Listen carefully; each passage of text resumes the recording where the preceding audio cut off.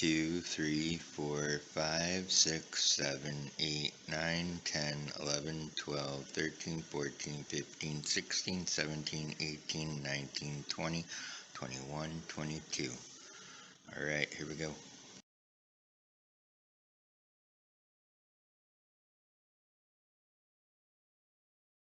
So I bought one of these little speedometers here, and it's supposed to count the revolutions of a little magnet and a sensor. There's the sensor right there, and there's the magnet. So what's going to happen is as the magnet passes, it's one revolution, and it does the calculation to give you how many miles per hour you're going. So we're going to give this a try versus the GPS thing, since everyone says, oh, those are not accurate. So you can't get much more accurate than this. So let's give it a go.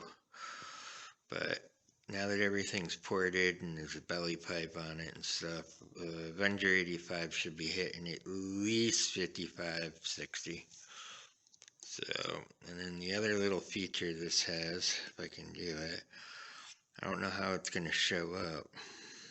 Come on. A green light on there. So you should be able to see this all lit up